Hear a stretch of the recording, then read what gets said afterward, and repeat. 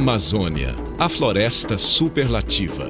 São aproximadamente 5,5 milhões de quilômetros quadrados de área na Amazônia brasileira, onde vivem mais de 25 milhões de pessoas, o habitat de uma em cada 10 espécies botânicas conhecidas pela ciência. Por toda essa magnitude e importância para o planeta, que o governo federal decidiu criar em 1952 o Instituto Nacional de Pesquisas da Amazônia, o INPA, unidade de pesquisa vinculada ao Ministério da Ciência, Tecnologia e Inovação, que realiza estudos científicos do meio físico e das condições de vida da região amazônica. Gerar conhecimento, disseminar tecnologia e capacitar pessoas para o desenvolvimento da Amazônia. Essa é a missão do INPA. Considerado um centro de excelência nos estudos da biodiversidade e dos ecossistemas amazônicos, o Instituto é hoje um dos mais importantes centros de pesquisa de biologia tropical do planeta. Sua estrutura contempla 3 campi em Manaus, 12 áreas de experimentação entre reservas e estações, estruturas flutuantes e embarcações, além de 4 núcleos de apoio à pesquisa em Roraima. O que nós conhecemos sobre a Amazônia brasileira hoje decorre fundamentalmente dos trabalhos de pesquisa que foram desenvolvidos no Instituto. Não só sobre a biodiversidade amazônica, mas também sobre as oscilações que o ambiente apresenta no seu dia a dia, sobre as questões sociais, sobre as doenças da região, questão da saúde, são questões que foram tratadas de forma bastante aprofundada pelo Instituto ao longo desses anos. E dentro desse contexto todo, a socialização da informação foi um ponto extremamente importante. A partir das bancadas do laboratório, decodificando a informação, levando para a sociedade e, o mais importante, conhecendo nesta sociedade, sabendo dessa sociedade, quais são as perguntas que têm que ser respondidas. Portanto, uma socialização da informação ocorrendo em mão dupla, levando informações e trazendo perguntas novas para ser respondidas dentro dos laboratórios. 4 focos de pesquisa definem o trabalho do INPA. São elas: tecnologia e inovação, dinâmica ambiental, biodiversidade e sociedade, ambiente e saúde. Dentro desses temas, são implementados diversos projetos, como o Programa de Pesquisa em Biodiversidade, PPBio, que busca descentralizar a produção científica dos centros desenvolvidos academicamente, integrar atividades de pesquisa e divulgar os resultados para diferentes finalidades, como gestão ambiental e educação, e experimentos sobre interações biosfera-atmosfera na Amazônia, LBA, um programa que reforça a hipótese de que manter a floresta em pé faz toda a diferença. Observaram que as florestas estariam absorvendo mais CO2 do que emitindo, através do balanço, que sempre foi positivo. Em alguns casos, esse balanço foi nulo. O outro dado foi através da biometria dos troncos das árvores, onde perceberam, através de medições, perceberam que as árvores estariam crescendo os seus troncos, acumulando assim, então, biomassa.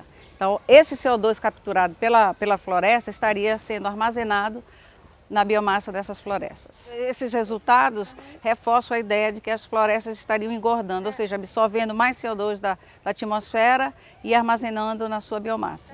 Outro projeto de sucesso no INPA surgiu da parceria entre Brasil e Estados Unidos. É o Go Amazon, iniciativa criada para entender os processos que produzem chuva na região dos trópicos úmidos e, ao mesmo tempo, medir níveis de poluição na área urbana de Manaus e sua influência no ciclo de vida das nuvens.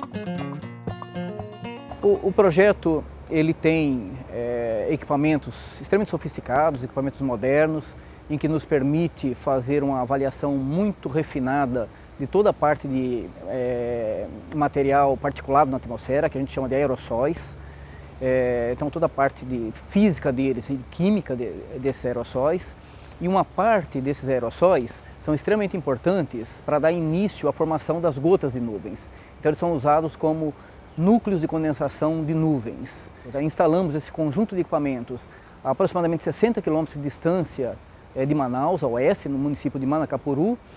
Então, em grande parte do tempo, essa poluição chega lá, tá? E a gente mede essa poluição e mede o efeito dela na formação das nuvens. Mas tem outros 50% do tempo em que o vento sopra de outras direções.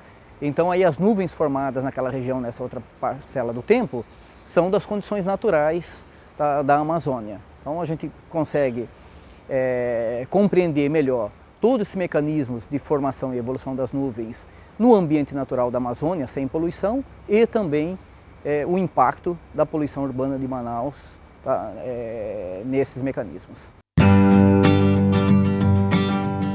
Dentro do INPA existem ainda os Institutos Nacionais de Ciência e Tecnologia, os INCTs. Neles, pesquisadores do Brasil e do mundo aprofundam seus conhecimentos sobre a região e, ao mesmo tempo, promovem o desenvolvimento do bioma amazônico.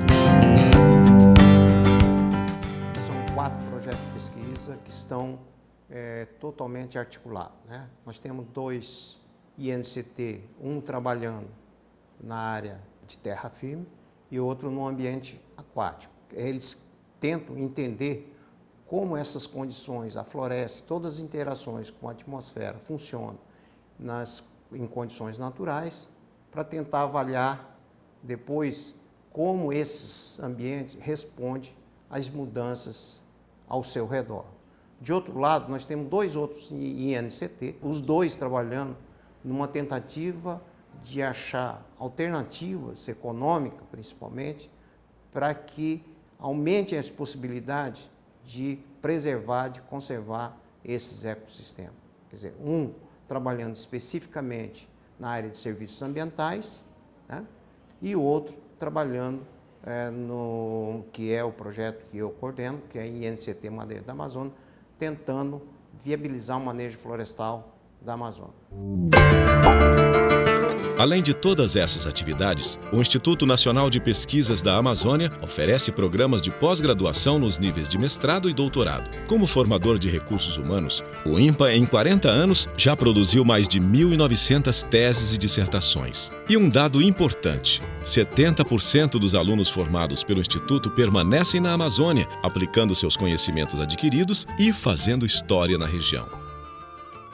Nós temos um exemplo aqui no INPA, onde a maioria dos pesquisadores contratados, servidores do INPA, são egressos do nosso programa de pós-graduação. Desde 1973, com a criação do primeiro programa de pós-graduação, que foi o programa de Botânica, que o INPA vem formando capital intelectual para atender as demandas da região amazônica. Nós temos 9 programas de pós-graduação e mais um em ampla associação com a Universidade Newton Lees. Atualmente nós temos ao redor de 500 alunos regularmente matriculados.